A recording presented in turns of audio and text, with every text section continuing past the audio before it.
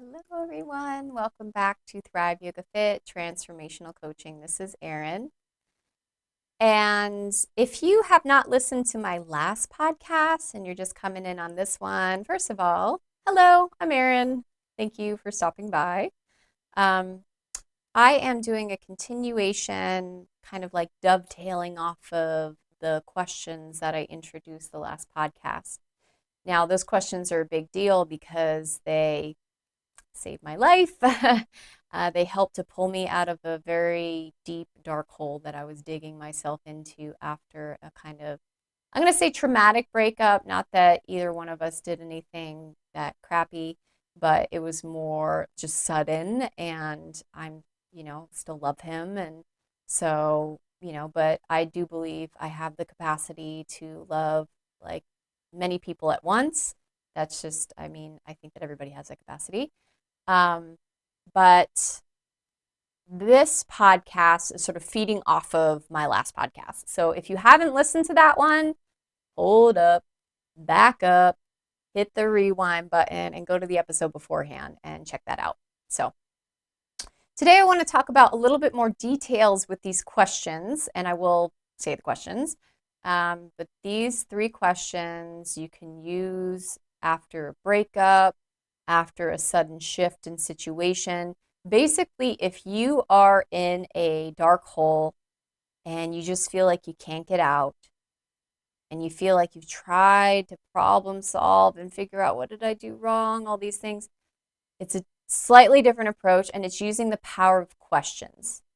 Now, questions, again, create a bit of tension in the brain so that your brain it has incentive to release the tension, because if we have tension, you want to release it because we contract and we expand. They're kind of like big jellyfish walking around, contraction and expansion. Think of your heart, think of your lymphatic system, think of your inhale and exhale, your lungs. So we're constantly expansive and contraction. So Unmesha, the universe opens its eye. Nimesha, the universe closes its eye. We are constantly in the state of flux. So by using these questions, we can kind of help us go from the contracted state into the more expansive state. And that is the purpose of these questions. So what are the questions? Question 1 is, what did I do good or right in this relationship? Or what did I do good or right in this situation? The thing is when some like shit hits the fan and our situation shifts in an unpleasant way or sudden way, we have, I have, you probably do too, a tendency to focus on what went wrong. What could I have done differently? Like for me, I try to take all the accountability I possibly can, and maybe you're that way too. And what I found is that I was overtaking accountability. I was overtaking accountability for things that were absolutely not in my control, or that took 2 to create the situation. So if you have more than one person in this situation, guess what? It's not all your fault. It's impossible. It cannot be, because it's the dynamic of 2 people working together that causes something to happen. So that first question pulls us from a negative state and frequency into a more positive state and frequency. So if you ask, like just take a deep breath. I'll wait. Take a deep breath and then ask yourself, what did I do wrong in that situation? And just notice what your body does. Like mine, it gets a little contracty around the diaphragm. I even my breath was a little bit labored there. I can feel my stomach contracting, and it kind of feels like I'm literally sinking into a dark hole within myself. Okay, scratch that. Wipe the slate clean. What did I do good in that situation? What did I do right and good? Literally, I feel like the dome of my diaphragm expanding. I feel like I'm rising like a sunflower towards the sun. I feel like my body getting more erect. So, yeah, that's the power of questions. You can ask shitty questions or you can ask great questions. So, asking that first question, what did I do good or right in this situation, is going to make all the difference in how your body responds. Okay, so that's the first one. Second one is, what am I doing good or right in general in my life? And that is a stepping stone for you to move quickly from the first question to the next question. Again, these are simple tools to pull you out of a hole. If you overcomplicate, if you overthink it, you can overthink anything, right? You can take something beautiful and wonderful and absolutely sabotage it. So it's important to move quickly through this process. Name a couple of things. And if your brain wants to go into, oh, but this is wrong or this isn't perfect, just kind of dance around it. I was giving the example to one of my clients this morning, like there's sometimes where you have to buckle down and fight, like Kiwadachi stance, like karate stance, and like face the opponent head on. And there's other times you have to choose your battles and you have to freaking pirouette around it. And that is the way that you're actually going to win the battle. So don't go down the dark hole. You just came from there. Go up. So even if there's like a bunch of things that you can think, oh, God, I'm doing this wrong, focus on what's going right, homie. Okay, so trust me. So then the next stepping stone, then the final stepping stone is, what can I do right or good for myself in this moment? Can I eat something? Can I get a hug? Can I call a friend? Can I chant a mantra? Can I, whatever it is, take a walk, pet a cat, feed a bird, read a book? All these things, like there's always something actionable that you can do in the moment to help yourself feel better. And because, and this is something I want to expound upon, because you're in the process of shifting your frequency with these questions, your internal state is going to become more expansive and change. So your options are going to broaden. The first time you go through these questions, it might be difficult. Like depending on how self-flagellating you've been, you might feel like, no, like I have to punish myself. Don't even ask yourself why I have to punish myself, because that's not a good question either. Well, what is good about me? Is it something even tiny? Like, my second to left eyelash on my left eye is really pretty and pointy today. I don't care what it is. Like, I love my pinky nail. I love this little patch of skin here, not here, not here, but here. Whatever it is, it can be something small, it can be something good. I did something kind for someone. I'm a very giving person. I smiled at someone. Anything to get it going. It doesn't matter what it is. What matters is that you can start to trace these things and remember the wholeness of yourself. When we shame ourselves, we objectify ourselves, meaning you look at this much. When you take a step back, you look at the whole of yourself, and you're beautiful, you're wonderful, and you just forgot. If you can do that, then you start to shift your vibration to a more loving one. And when you have that more loving vibration, your whole life starts to change. It's like, if you are trying to solve a problem, but you're like in a really angry state, you're like, I have to deal with this shit now, and like, it's clunky, you're gonna drop stuff, you're gonna hurt your knee, and it's just gonna continue this sort of angry state that you're in typically. But if you're already in like a calm, peaceful place and you're like in a loving space, and then an issue arises, chances are you're gonna handle it better. Am I right?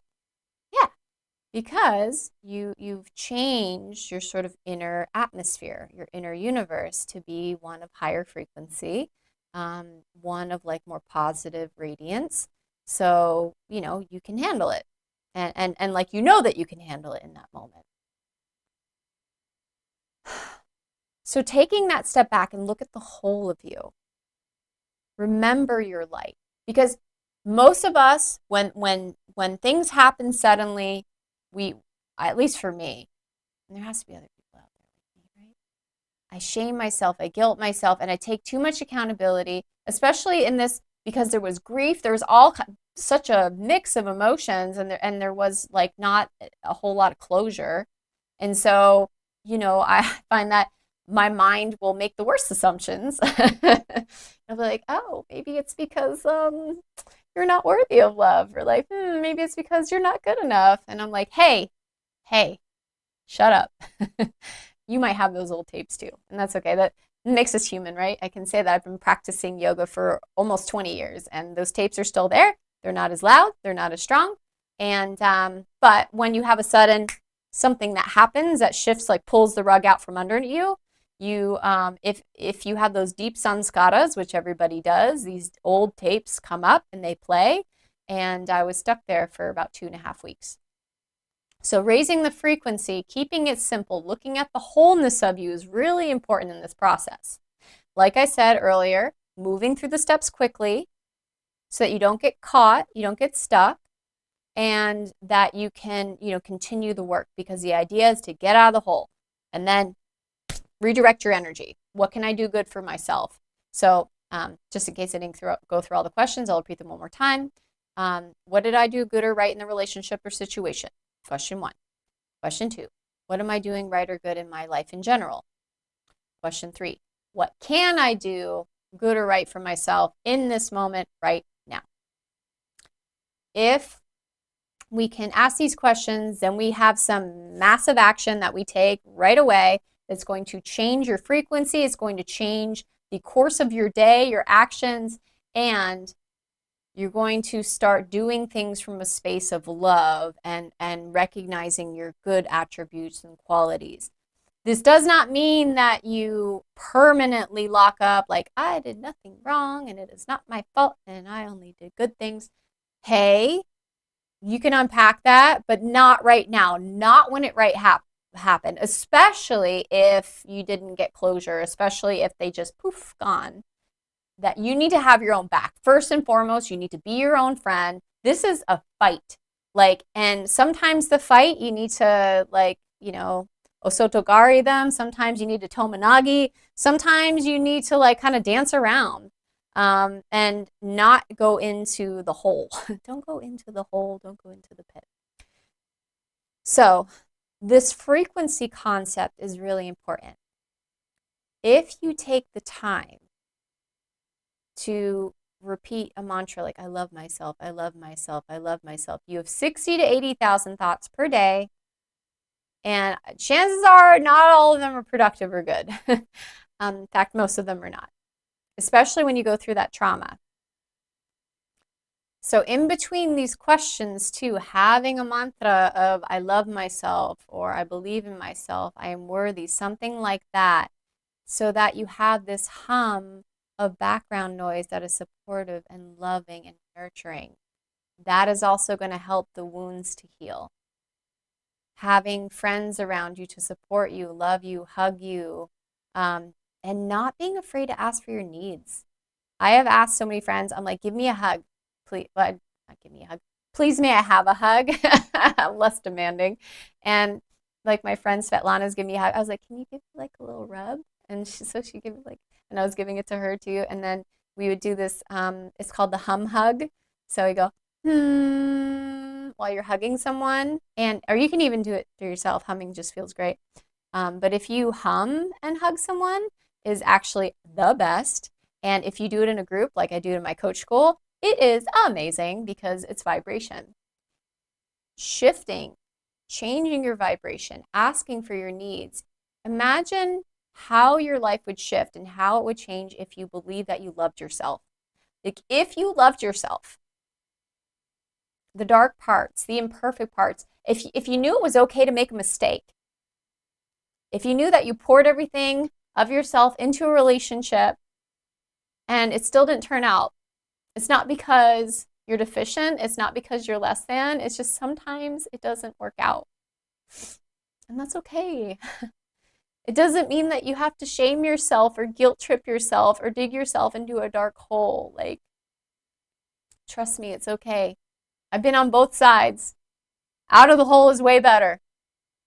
5 out of 5 stars. Well, 4 out of 5 stars. Hole, 0 out of 5 stars. -5 out of 5. Just You don't need to go there. It zaps your energy. And I I leaned on my friends so hard. Like, God bless my friends, like, for those. And I'm so glad. I mean, for me, it was a couple of weeks.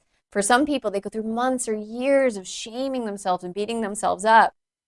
Like, you are worth something. Your life force is worth something. And by doing that, it's not serving the world. It's not serving yourself. You can lift yourself out. And I hope that these questions can help you. And I hope that by raising your frequency and using some of these sort of pro tips that I've talked about in this podcast can help to further that exploration for you. So, if you've been through a breakup, feel free to shoot me an email if you need some clarity, if you need like a kind word. I'm here for you. Erin at erincoach.com. If you want to go to India or Japan with me in June and November, Erin at erincoach.com, reach out to me. If you want to give me a virtual high five, Erin at erincoach.com, thriveyogafit.com. Check it out. You can follow me on socials, Thrive with Erin, on Instagram, and I think we have a TikTok and a Facebook as well. So big love to you. Happy New Year. Thank you so much for being listeners, subscribing. If you haven't left a review and you've been listening to this podcast, leave a review. Show me some love. I love you. More to come, and namaste.